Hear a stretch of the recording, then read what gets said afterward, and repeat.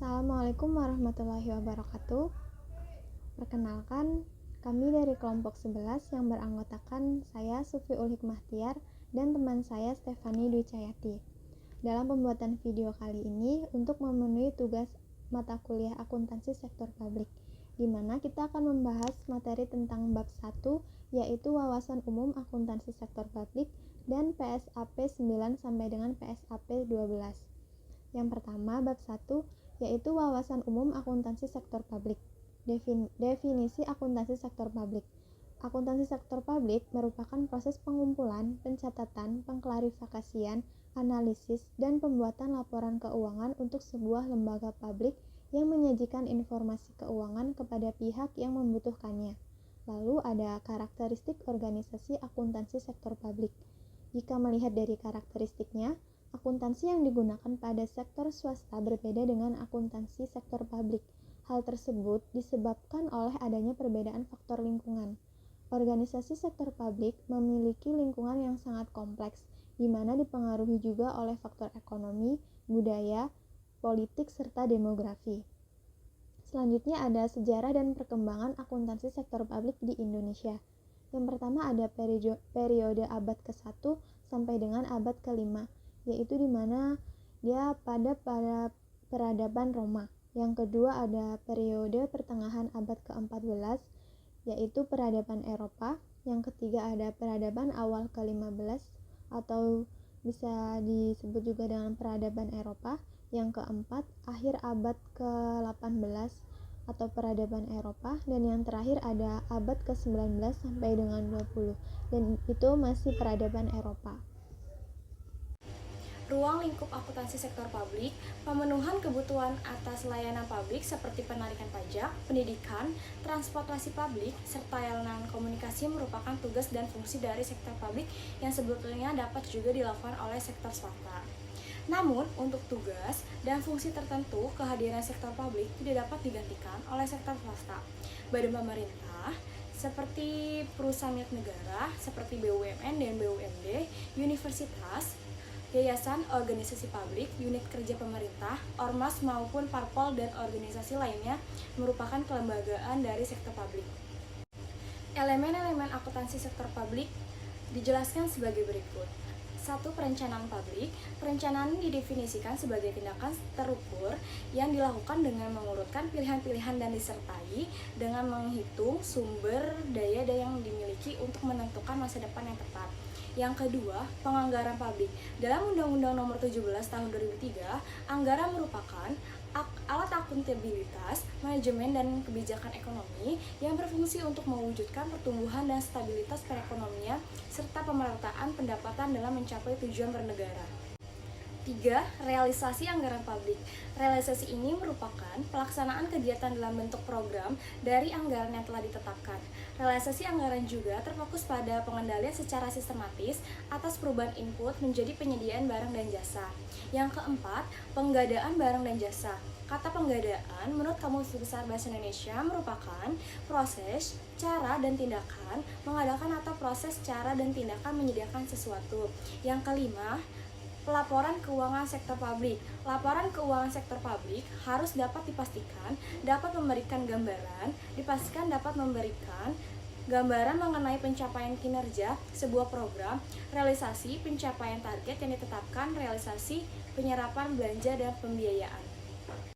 Yang keenam, audit sektor publik. Pemeriksaan ini dimaksudkan agar dapat memberikan opini secara jujur terkait dengan laporan keuangan, hasil operasi, kinerja usaha, serta aliran kas yang disesuaikan dengan prinsip-prinsip akuntansi dan dilakukan secara independen. Yang ketujuh, pertanggungjawaban politik publik. Pertanggungjawaban yang dimaksud adalah mengenai tindakan serta keputusan yang diambil oleh para pemimpin maupun pengelola kepada pihak yang berkepentingan. Dalam hal ini adalah stakeholder, yaitu masyarakat. Standar akuntansi sektor publik. Kerangka dari standar akuntansi sektor publik bertujuan untuk memberikan tahapan siklus fungsi-fungsi akuntansi sektor publik seperti pertama, perencanaan, kedua, penganggaran, ketiga, realisasi anggaran, keempat, penggadaan barang dan jasa, kelima, pelaporan audit, keenam, pertanggungjawaban kepada publik. Pelaporan akuntansi sektor publik Laporan keuangan terdapat komponen seperti pertama, laporan perubahan saldo anggaran lebih atau laporan perubahan SAL, kedua, neraca, ketiga laporan realisasi anggaran LRA, keempat laporan arus kas, kelima laporan perubahan ekuitas, keenam laporan operasional, ketujuh catatan atas laporan keuangan, kedelapan laporan perubahan ekuitas. Jadi yang selanjutnya di sini saya akan membahas tentang PSAP 9. Jadi PSAP 9 sendiri itu membahas tentang akuntansi kewajiban. Jadi apa sih definisi kewajiban? Menurut peraturan pemerintah nomor 71 tahun 2010, kewajiban yaitu hutang yang timbul dari peristiwa masa lalu yang penyelesaiannya mengakibatkan aliran keluar sumber daya ekonomi pemerintah. Lalu klasifikasi kewajiban itu apa saja? Menurut PSAP nomor 9, kewajiban diklasifikasikan sebagai kewajiban jangka pendek dan juga kewajiban jangka panjang. Kewajiban jangka pendek adalah kewajiban yang diharapkan dibayar dalam waktu 12 bulan setelah tanggal pelaporan. Lalu pengakuan kewajiban. Saat pengakuan kewajiban adalah saat dana pinjaman diterima oleh pemerintah atau dikeluarkan kreditor sesuai dengan kesepakatan dan saat kewajiban timbul. Lalu kewajiban dapat timbul dari mana saja? 1. Transaksi dengan pertukaran. Kedua, transaksi tanpa pertukaran. Yang ketiga, kejadian yang berkaitan dengan pemerintah. Dan yang terakhir ada kejadian yang diakui oleh pemerintah. Nah, selanjutnya ada pengukuran kewajiban, yaitu nilai nominal atas kewajiban mencerminkan nilai kewajiban pemerintah pada saat pertama kali transaksi berlangsung, seperti nilai yang tertera pada lembar surat utang pemerintah. Terus aliran ekonomi setelahnya seperti transaksi pembayaran, perubahan penilaian dikarenakan perubahan kurs valuta asing, dan perubahan lainnya selain perubahan nilai pasar diperhitungkan dengan menyamakan nilai tercatat kewajiban tersebut. Selanjutnya ada perubahan valuta asing, yaitu konsekuensi atas pencatatan dan pelaporan kewajiban dalam mata uang asing akan mempengaruhi pos pada neraca untuk kewajiban yang berhubungan dan ekuitas pada entitas pelaporan. Selanjutnya ada penyelesaian kewajiban sebelum jatuh tempo. Untuk sekuritas utang pemerintah yang diselesaikan sebelum jatuh tempo karena adanya fitur untuk ditarik oleh penerbit dari sekuritas tersebut atau karena memenuhi persyaratan untuk penyelesaian oleh pemerintah pemegangnya, maka selisih antara harga perolehan kembali dan nilai tercatat netonya harus disajikan pada laporan operasional dan diungkapkan pada catatan atas laporan keuangan sebagai bagian dari pos kewajiban yang berkaitan. Selanjutnya ada tunggakan. Tunggakan didefinisikan sebagai jumlah tagihan yang telah jatuh tempo, namun pemerintah tidak mampu untuk membayar pokok bunga sesuai jadwal.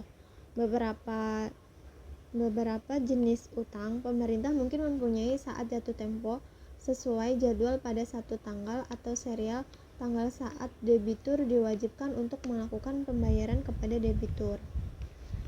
Selanjutnya ada penghapusan utang. Penghapusan utang yaitu pembatalan tagihan oleh kreditur kepada debitur, baik sebagian maupun seluruh jumlah utang debitur dalam bentuk perjanjian formal di antara keduanya. Selanjutnya kita akan membahas tentang PSAP 10, yaitu koreksi kesalahan, perubahan kebijakan akuntansi, dan peristiwa luar biasa. Yang pertama ada koreksi kesalahan. Kesalahan dalam penyusunan laporan keuangan pada satu atau beberapa periode sebelum mungkin baru ditemukan pada periode berjalan. Kesalahan mungkin timbul karena keterlambatan penyampaian bukti transaksi oleh pengguna anggaran, kesalahan penggunaan aritmatik, kesalahan penerapan standar dan kebijakan akuntansi, dan juga adanya kecurangan atau kelalaian. Yang kedua, yaitu membahas perubahan kebijakan akuntansi. Perubahan di dalam perlakuan, pengakuan, atau pengukuran akuntansi sebagai akibat dari perubahan atas basis akuntansi, kriteria kapitalis, metode, dan estimasi. merupakan contoh perubahan kebijakan akuntansi. Selanjutnya yang ketiga, kita membahas tentang peristiwa luar biasa.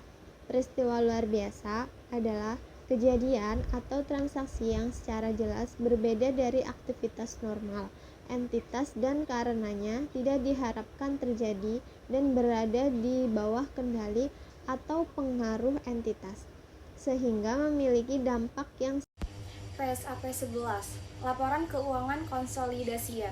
Ruang lingkupnya, laporan keuangan untuk tujuan umum dari unit pemerintahan yang ditetapkan sebagai entitas pelaporan disajikan secara terkonsolidasi menurut penyertaan standar ini agar mencerminkan satu kesatuan entitas. Laporan keuangan konsolidasian pada pemerintahan pusat sebagai entitas pelaporan mencakup laporan keuangan semua entitas akuntansi termasuk laporan keuangan badan layanan umum.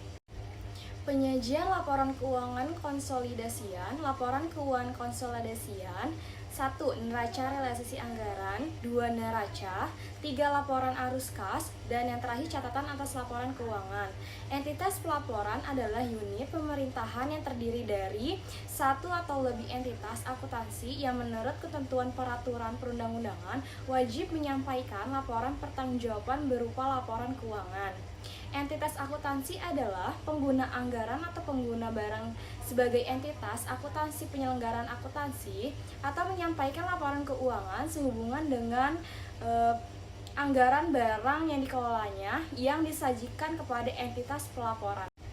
PSAP 12 Laporan Operasional. Tujuan pernyataan standar laporan operasional adalah menetapkan dasar-dasar penyajian laporan operasional untuk pemerintah dalam rangka memenuhi tujuan akuntabilitas penyelenggaraan pemerintahan sebagaimana ditetapkan oleh peraturan perundang-undangan. Struktur dan isi laporan operasional.